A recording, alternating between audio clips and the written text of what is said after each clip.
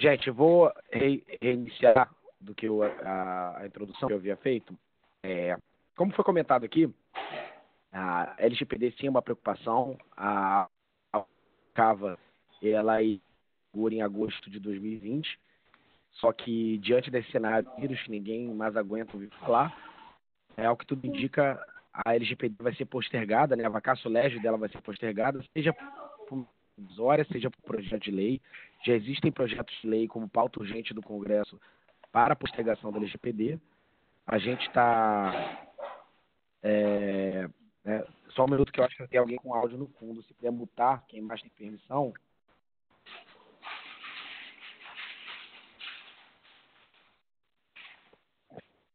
Pessoal, vocês podem mutar o áudio? Conseguem verificar aí? É que o pessoal está reclamando aqui. Ok.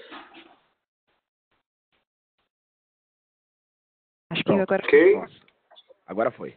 Agora está perfeito. Não, legal. Mas ainda assim é importante a gente falar, e o legal dessa possível postergação da vacatio legis, na verdade, essa provável da vacatio legis, vai dar para as empresas se prepararem, né? Aquela pesquisa do Serasa Experian de 2019, que dizia que 85% das empresas não estavam adequadas à LGPD, é uma pesquisa muito interessante, e ela pode ser interpretada de duas formas. Muita gente interpretou como se fosse, as empresas brasileiras não estão nem aí, achando que a LGPD não vai pegar, mas na verdade que as empresas têm outras urgências, outras questões a lidar. A adequação à LGPD não é trivial, como a gente vai ver aqui. Ela depende de fatores organizacionais, fatores culturais. Então, é normal que as empresas começassem a buscar adequação nesse ano de 2020, nesse primeiro semestre. Porque é plenamente possível você fazer um projeto de adequação em 3 meses. Ao contrário do que muito terrorista falava, dizendo que você precisava começar o projeto de lei lá em agosto de 2018, no setembro de 2018, um mês depois da vigência da lei.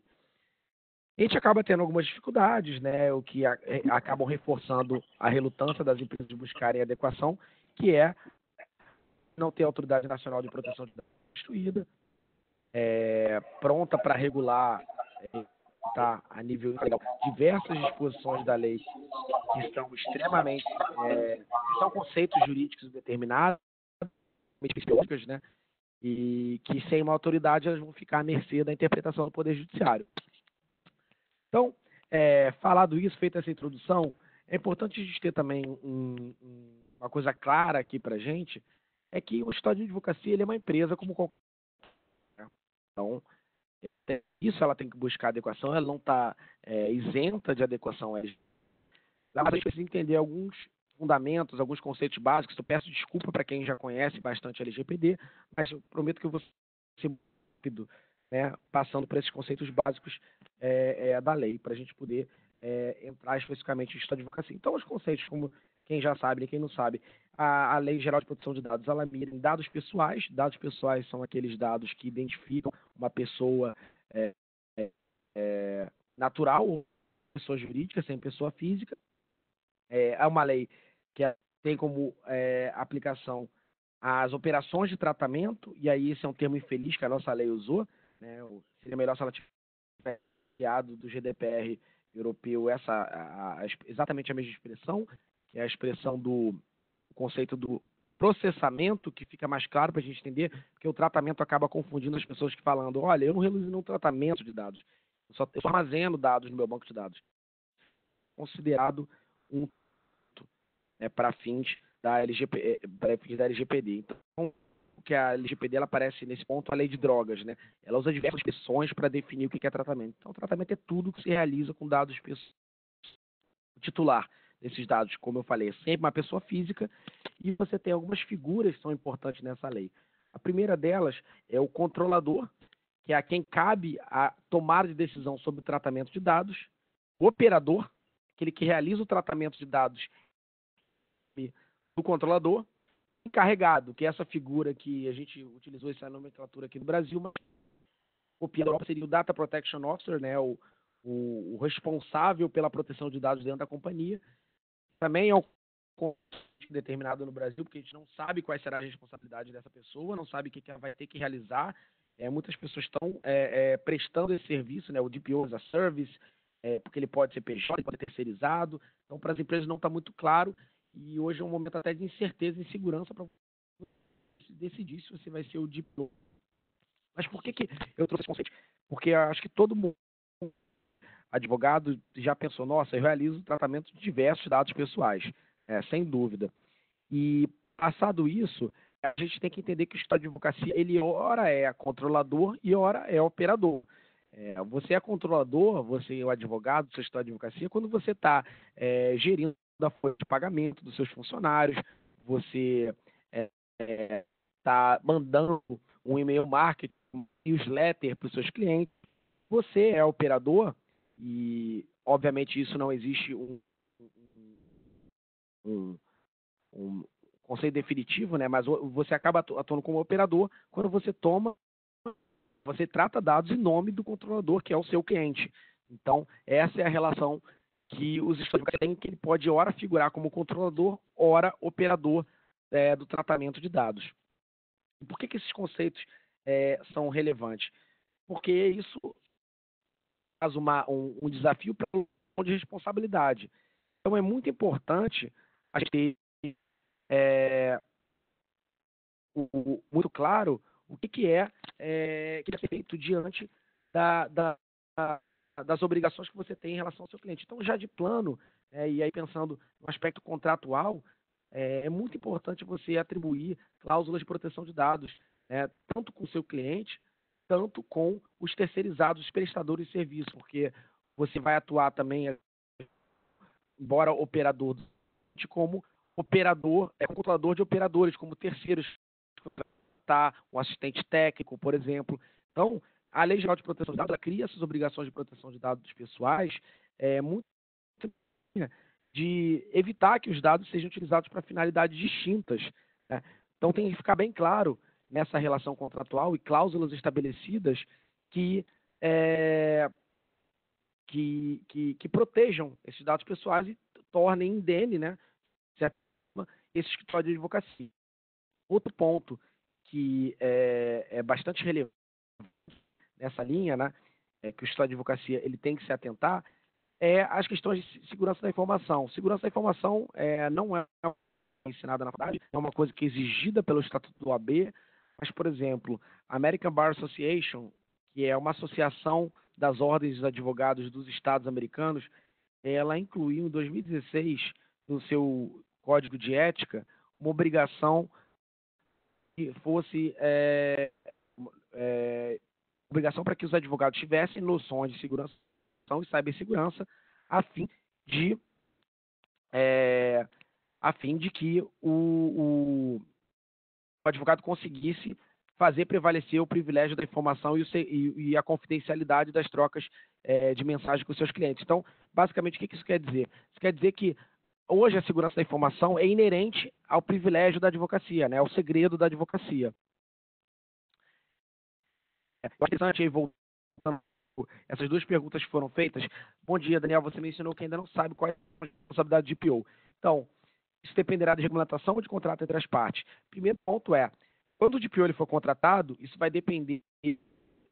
Você tem dois vieses aí de responsabilidade do DPO. Tem a responsabilidade do DPO perante a companhia que ele é contratado, qual o regime de contratação, se ele vai ser CLT, se ele vai ser estatutário, né, prestador de serviço PJ, se ele vai ser uma empresa terceirizada, seu escritório de advocacia, aí seria estabelecido em um contrato. Mas o DPO ele vai ter obrigações perante a autoridade de proteção de dados, de prestação de contas, de interlocução.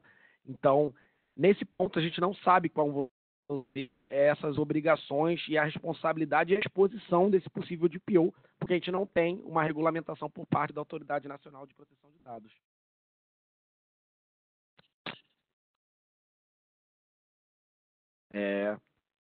Aí, outra pergunta interessante, a gente assumir a posição de pior pessoa. Basicamente, a gente não sabe qual vai ser o regime. Eu acho que, do ponto de vista intracompanhia, vai depender do arranjo que for feito.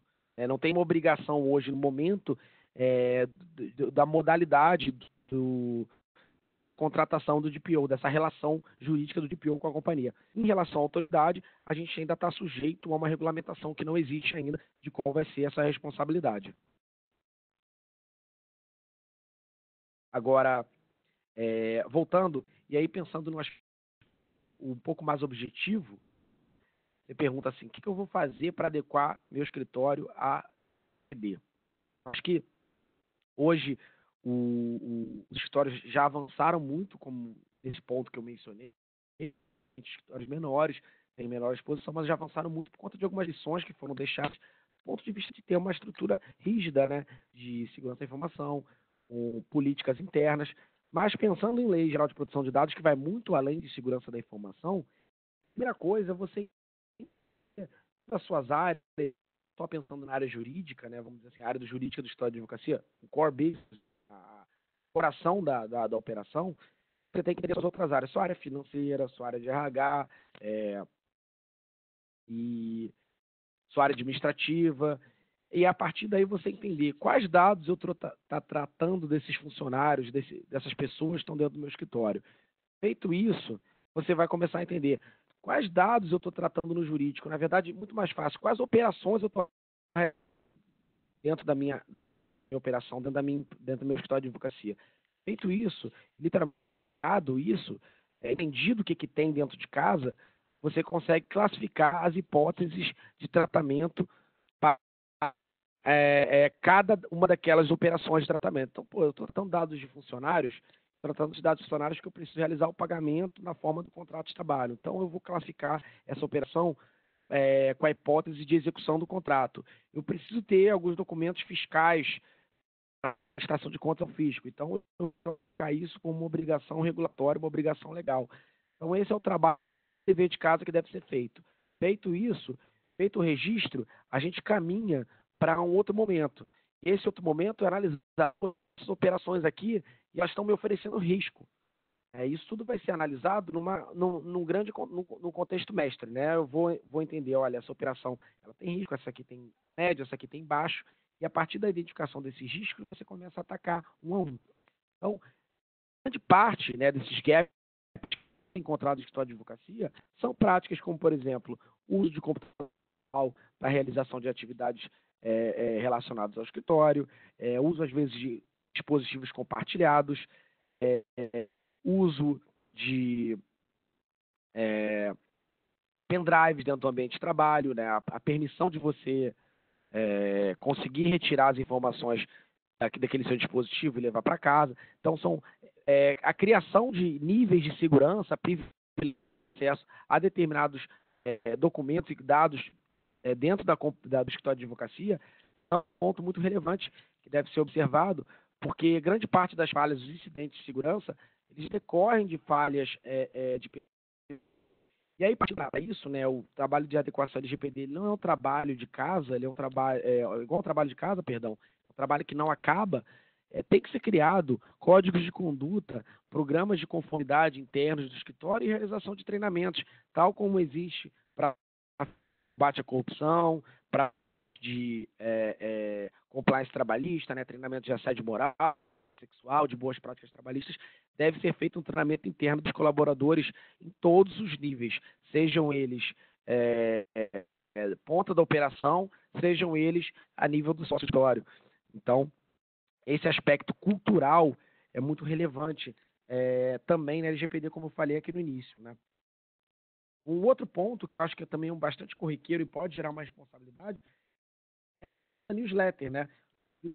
A advocacia hoje, ou quase todo, tem uma newsletter, o cliente coloca ali o seu e-mail para receber marketing, na verdade não marketing propriamente dito, né, mas nos eventos, atualizações de jurisprudência, de doutrina, e feito isso, toda a forma como as informações são coletadas ali no site devem respeitar a LGPD. E aí, como é que se faz isso? É difícil? Não, é muito simples. Você tem que pedir somente para o disparo daquele e-mail. Ou seja, o e-mail e o nome. Se você quiser pedir mais informações, para recebimento daquele material, daquele conteúdo. E isso viola a obrigação da LGPD consentimento, a ideia do consentimento livre, inequívoco, expresso. Então, você está violando também aí o princípio da necessidade, que é coletar mais dados que são necessários. A não ser que o cliente ali, ó, pessoa física, queira voluntariamente fornecer mais dados, você deve, via de regra, só buscar essas informações. É super simples. É a questão de você, já quando permitir para alguém fazer um cadastro, você já tem aquele box aceitando receber, né, e-mail marketing, né, daquela companhia, no caso daquele escritório de advocacia. O box ele tem que estar sempre mudado. A pessoa tem que ter atitude, né, tem que ter o caráter ativo expresso de ticar o box e dizer que ele quer receber. Parece uma bobeira, mas isso pode gerar responsabilidade, porque quando a lei fala de consentimento livre, inequívoco e expresso, ela veda do consentimento tácito. Então, as partes uma ideia de consentimento ativo. Então, você tem que botar ali para ele manifestar expressamente essa opinião, essa vontade de receber aquele conteúdo. Esses são alguns pontos, né, que a gente highlight aqui para o escritório de advocacia, porque, de novo, é uma empresa como qualquer outra, a despeito das peculiaridades, né, ele enfrenta por ser uma sociedade que, inclusive, até hoje discute se ela tem natureza comercial, se ela não tem. E outro que também tem que se atentar é a gestão de direitos. Eu acredito muito que não vai ser um ponto sensível para os advogados, né, diferentemente como é para o e-commerce. Basicamente, a LGPD ela traz diversos direitos, né? Alguns direitos previstos já no Marco Civil, alguns colateralmente previstos no Código de Defesa do Consumidor para as relações de consumo, mas eles são direito à exclusão dos dados, direito à retificação dos dados, direito à portabilidade dos dados, direito ao acesso ao do tratamento. Pode chegar uma pessoa física, um titular de dados, e perguntar para o seu escritório de advocacia: você tem os dados aí com você? Você tem que saber, você tem que criar um fluxo de resposta, né, para que esse pedido não fique no seu escritório e você consiga responder num prazo de 15 dias, né, uma requisição completa de todos os dados que estão sendo tratados e confirme, né, dê uma resposta para ele, como a lei prevê, imediatamente sobre a confirmação do tratamento ou não. Então, isso é importante porque isso implica o treinamento das pessoas que vão receber a recepção, a secretária que vai receber aquela primeira ligação, para essa solicitação ser encaminhada e respondida para aquele titular. Eu não acho que isso vai ser recorrente, mas isso pode vir assim a acontecer.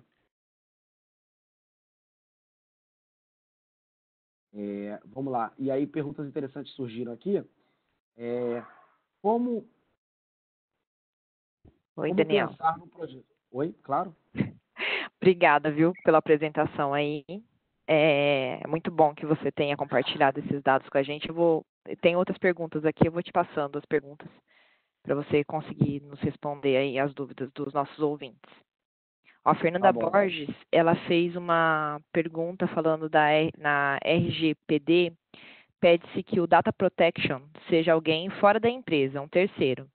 Não entendi como aqui no Brasil o escritório pode ser operador e o controlador. Não, olha só, é importante de não confundir os conceitos de encarregado, controlador e operador. O encarregado é uma pessoa física ou jurídica que ela vai prestar um serviço realizado ou dentro da companhia, tal como compliance software, tal como diretor jurídico, tal como o diretor de RH, vai ser uma pessoa dentro da empresa, né? Só que ele pode ser terceirizado, né? Pode ter o DPO as a service, DPO como serviço, isso é uma coisa.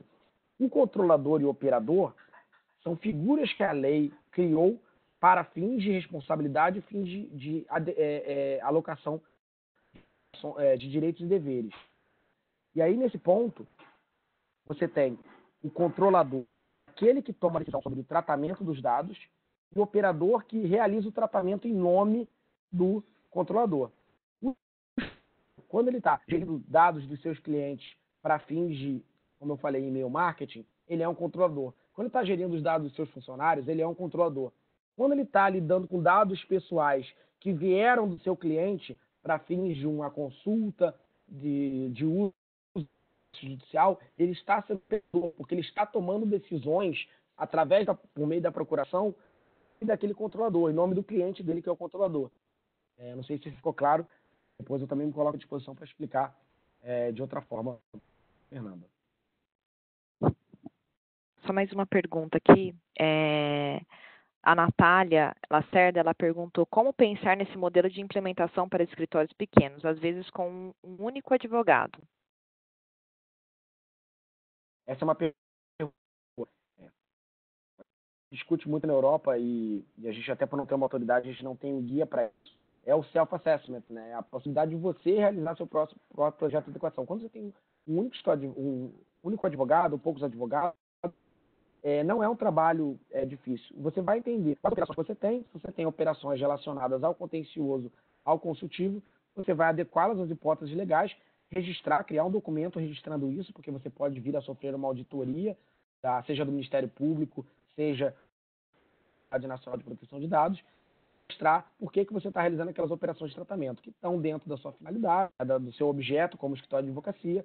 Esse é o primeiro ponto. O segundo ponto você não existe um benchmark claro, você não tem uma certificação específica, né, para proteção de dados, você tem aí os 27001, que é não é uma exigência, não é uma obrigatoriedade, é muito mais um asset, um plus que você tem, mas o ideal é você sempre contratar softwares que tenham qualidade, que vão garantir a segurança das informações que você, por exemplo, armazenar em nuvem, você vai armazenar em servidor.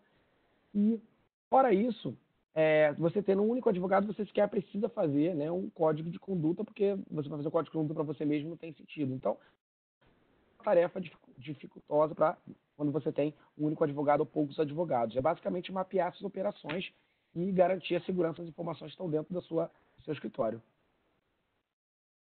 Daniel, a Denise Serafim pergunta como deve ser tratada a portabilidade e, de qualquer forma, quando fizer a portabilidade, tem o direito de manter os dados por um prazo legal? Não, essa é uma pergunta muito boa, porque os exercícios dos direitos pelo titular, eles são contraditórios entre si. Então, vamos supor que, no caso, que um ex-funcionário ele saiu da empresa, né, ele saiu da empresa no dia seguinte ele pede, eu quero que a empresa exclua meus dados. A empresa não vai excluir. A empresa ela vai ter que manter esses dados durante o prazo prescricional, né? Não só trabalhista, mas fiscal também, porque ela pode sofrer, por exemplo, uma execução fiscal do INSS. Então, ela vai ter esses dados e ela vai ter que responder fundamentadamente para aqueles desempregados dizendo, eu não posso pagar. Qual a portabilidade? Porque muitas vezes você vai pedir a portabilidade, olha, eu preciso desses dados aqui porque enfim, você realizou uma compra ou a gente realizou um contrato, nós dois, e eu tenho que guardar os seus dados durante o prazo de 10 dias. Então, o que eu vou fazer? Simplesmente eu vou permitir que você transfira para outra pessoa. Agora, eu vou manter esses dados aqui, porque eu tenho que manter. Porque o que fica muito fácil é o seguinte, alguém pede a exclusão dos dados e depois ajuiza uma ação contra aquela empresa, contra aquele que seja. Ele não vai ter nem entender, porque ele não vai ter as informações necessárias para o exercício de direito de defesa previsto na. Então, é muito importante você ter esse fluxo, né? Na verdade, a pergunta que foi feita aqui, eu acho que tem outra pergunta. Do Ebert. Não, que foi otimista porque pela sua explicação parece que nossa lei vai na contramão da lei europeia. Eu não consigo entender como que ela iria na contramão da lei europeia, porque a nossa lei não deixa claro essa obrigação, né? Então, o problema da nossa lei não é em contramão. Ela ser menos clara em relação às obrigações de DPO. É uma questão de contradição, né? A GDPR é muito melhor do que o LGPD, né? Falando assim, a verdade nua e crua é que a LGPD é uma tropicalização mal feita do GDPR. O Ebert também pergunta, Daniel, como o escritório de advocacia sou obrigado a responder questionamentos sobre fornecimento de dados requeridos pelos adversários de nossos clientes? Na verdade, quem pode exercer o direito de requisição de informação é o titular. Isso até cria um problema, e é interessante. Como é que você certifica quem é aquele titular, né? Você vai obrigar todo mundo a ter um certificado digital? Você vai exigir dupla triplicação via e-mail, via SMS? Então, isso é muito relevante, né? Você certificar de quem é aquela pessoa, sobretudo no mundo digital, né? Porque eu posso chegar lá e pedir, vamos supor, pedir para uma empresa X os dados da Camila. Falar, olha, eu sou a Camila San Gregório, eu quero pedir todos os dados aí. Como é que eu vou saber que eu sou a Camila ou não sou a Camila? Então, esse é um dos desafios que a lei apresenta, né? Que as empresas, sobretudo as empresas que estão prestando consultoria da lei de dados, estão tentando responder, mas não existe uma resposta definitiva. E temos uma última pergunta aqui do Emerson, perguntando como que é a definição de portabilidade na LGPD. Qual que é a definição? A definição de portabilidade, aí é legal a gente voltar um pouquinho. Lembra, você não tinha, você trocava de linha operadora de telecom, você tinha que, enfim, e o direito à portabilidade foi um direito que os consumidores conseguiram, né, conquistar, né, a possibilidade de você ter suas informações e seus dados e a sua operação de a companhia telefônica e passar para outra. É basicamente isso que vai acontecer agora quando você quiser remover seus dados de uma plataforma e passar para outra. Isso tem desafios, sobretudo do ponto de vista de habilidade, porque você não tem integração entre as coisas. Então, por exemplo, eu quero numa plataforma de e-commerce retirar todos os meus dados e transferir para outra. Por que eu faria isso? Porque, eu estou há 15 anos comprando naquela plataforma e eu quero que todas as minhas preferências, o que eu gosto de comprar, esteja lá. O algoritmo já esteja preparado para responder aos meus anseios e meus desejos de compra naquela plataforma. Ok, beleza. É um direito que você pode exercer hoje com a LGPD, mas é um direito que exige regulamentação, porque não é fácil. É literalmente o direito de você portar os seus dados pessoais de uma plataforma para outra. Acho que o ponto mais relevante que vai mudar nada na nossa realidade é a discussão que está tendo hoje do banking, que é a possibilidade de você, os dados bancários pertencerem a você e você poder migrar de banco para banco, né? Um protagonismo gigantesco para esses bancos digitais, essas fintechs que estão surgindo hoje, em relação aos bancos. Vai ser muito fácil você conseguir transferir sua conta corrente de uma para outra, enfim, seus dados, toda a sua conta bancária de forma muito facilitada, né? E isso vai ser uma decorrência de uma 100, mas a LGPD prevê a nível multissetorial. Como isso vai se dar, a gente não tem essa resposta. Os padrões de interoperabilidade vão ser criados pela Autoridade Nacional de Proteção de Dados, de novo, que sequer existe, né? Então, muito mais perguntas do que respostas nesse momento. Daniel, eu queria te agradecer bastante pelo seu tempo aí, pelos conhecimentos que você conseguiu compartilhar com a gente. Eu acho que todo mundo aqui que estava acompanhando teve suas dúvidas sanadas, né? E agregou aí todo o conhecimento da LGPD e os impactos que vão ter nos escritórios. Queria agradecer também o pessoal. Eu tenho alguns recadinhos ainda e umas promoções aí para vocês. Agradecer também pelo fato da gente ter tido um problema no começo aí com o áudio, mas eu acho que foi muito proveitoso nosso webinário de hoje. Então, eu queria falar um pouquinho para vocês que eu queria convidar vocês a conhecer o Legal One, que é o nosso software jurídico aqui da Thomson Reuters. Ele é totalmente online, então ele é um software que combina inteligência, informação e gerenciamento de dados de modo prático e assertivo, auxiliando nas tomadas de decisão mais estratégicas do dia a dia do profissional de direito. Inclusive, na Thomson Reuters, temos a certificação do ISO 7001, e já está em conformidade global com os requisitos do Regulamento Geral de Proteção de Dados da Europa, assegurando maior adequação de seus clientes às principais normas globais ligadas à proteção de dados. Então, está totalmente aí de acordo com a RGPD. Também gostaríamos de conceder a vocês aí que participaram do webinar 15% de desconto nas compras da nossa livraria da RT.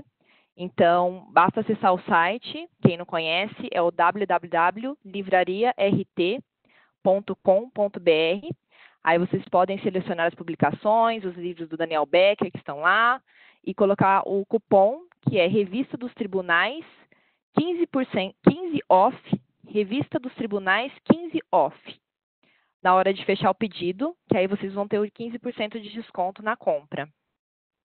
E aí, por fim, eu estou querendo convidar vocês aí a participar todas as terças e quintas. Nós vamos ter webinar de vários assuntos jurídicos, né, todos os dias, todas as terças e quintas às 10 horas da manhã. Vocês podem seguir nosso Instagram, nossas redes sociais, nós vamos divulgar as agendas lá.